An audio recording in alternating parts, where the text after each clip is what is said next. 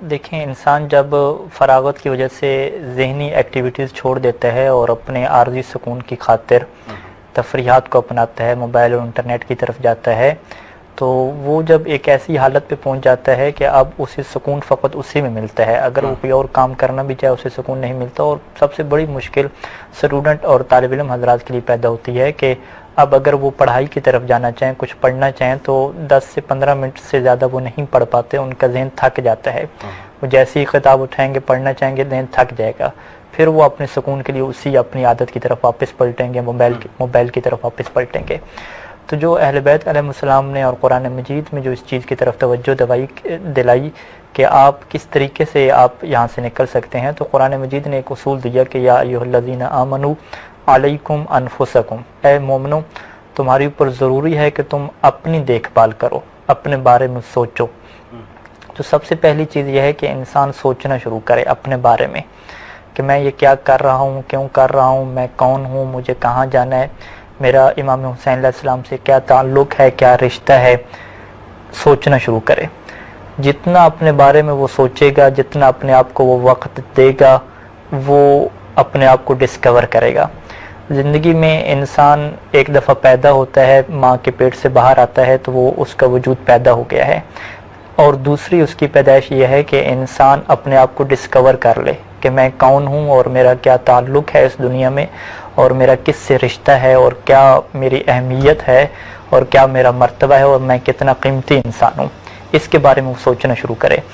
اب اس کے لیے اسے قربانی دینی ہے، اسے اپنے موبائل کو اور دیگر چیزوں کو کچھ وقت کے لیے آف کرنا ہے، اپنا ٹائم دینا ہے۔ جب وہ اپنا ٹائم دے گا، جتنا زیادہ اپنے بارے میں انسان سوچے گا، یعنی اگر ایک انسان چاہتا ہے کہ میں ایک عادت کا شکار ہو چکا ہوں، اب میں پڑھائی نہیں کر پا رہا، کوئی اور کام نہیں کر پا رہا، اپنے گھر والوں کو دیگر کو حقوق پورے نہیں دے پا رہا، اب وہ اپنے بارے میں سوچنا شروع کرے۔ قرآن مجید نے یہ اصول دیا، پھر قرآن نے کہا کہ دیکھو اگر اپنے بارے میں تم سوچنا شروع کرو گے تو اب تمہیں کوئی چیز بھی گمراہ نہیں کر سکے گی، تم اپنی ہدایت پہ رہو گے۔ اور اہل بیت علیہ السلام نے اس چیز کو جو تعبیر کیا ہے اسے ہم عربی میں محاسبہ کہتے ہیں۔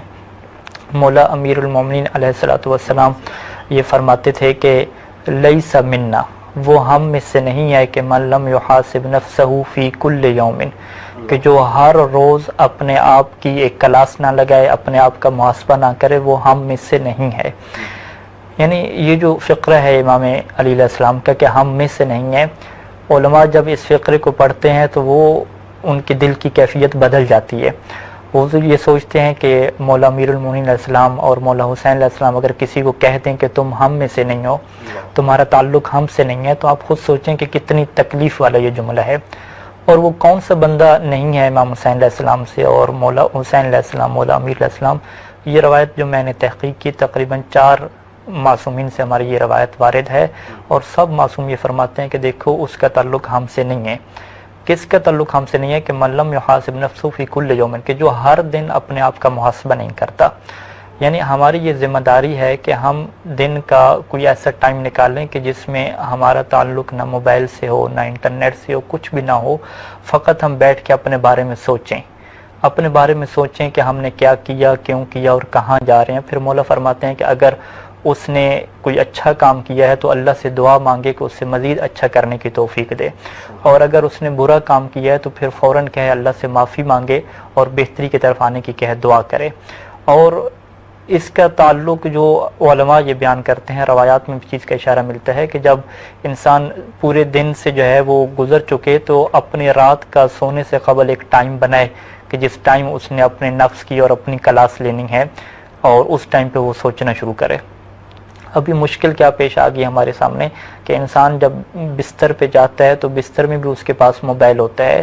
اب وہ بجائے اس کے کہ جو اہل بیت علیہ السلام نے کہا تھا کہ جب تم اپنے دن کا وقت گزار لو تو تم نے اپنے بارے میں سوچنا تھا کہ تم نے کیا کیا، اب بجائے اس کے کہ وہ اپنے بارے میں سوچے، وہ اپنے بارے میں سوچنے کے بجائے وہی انٹرٹینمنٹ دیکھ رہا ہے اور اسی سے تھک ہار کے وہ سو جاتا ہے، اور جب صبح اٹھتا ہے تو بجائے اس کے کہ اپنے بارے میں سوچے، پھر وہ کیا ہے موبائل کو اٹھا لیتا ہے اور اسی تفریح کی طرف چلا جاتا ہے۔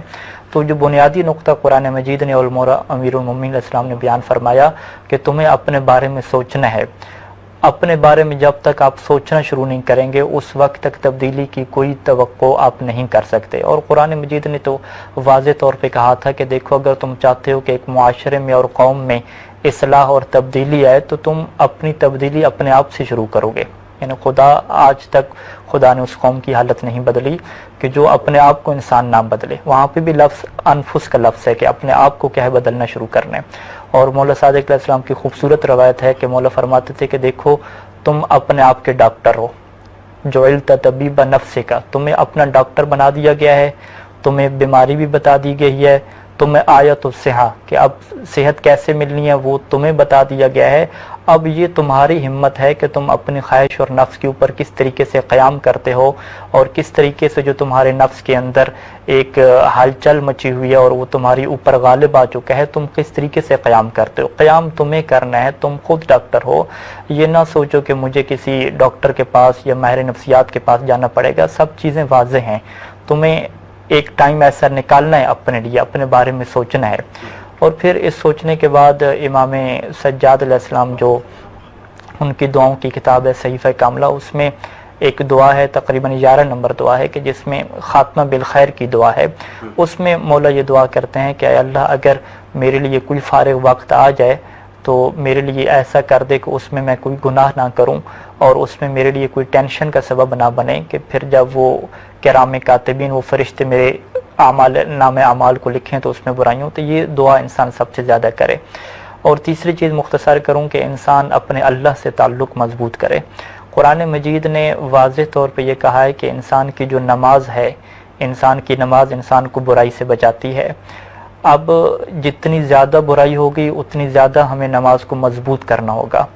ایک زمانہ تھا کہ جب انٹرنیٹ نہیں تھا، جب موبائل نہیں تھا، برائی کے مواقع نہیں تھے، تو اس وقت جو 17 رکعت نماز ہے چاہے وہ اتنی مضبوط نہیں ہے وہ انسان کو بچا لیتی تھی برائیوں سے. جب آج کل برائی بڑھ گئی ہے تو ہمیں جو شریعت نے ایک رائے حل دیا نماز، ہمیں اپنی نماز کو مضبوط کرنا ہوگا. اور قرآن نے واضح کہا ہے کہ جو لوگ نماز پڑھتے ہیں لیکن اپنی نماز میں توجہ نہیں کرتے، بھولے ہوئے ہیں، اپنی نماز کے اندر توجہ نہیں ہے، ان کے لیے ویل ہے، مصیبت ہے. اس کی وجہ کیا ہے کہ قرآن نے ایک راہ حل دیا کہ دیکھو تمہیں برائی سے اگر بچنا ہے تو تمہیں نماز کی طرف آنا ہے. تو اگر تم نماز میں ہی سستی کا شکار ہو جائے تو تم کیسے کیا ہے بچ پاؤ گے.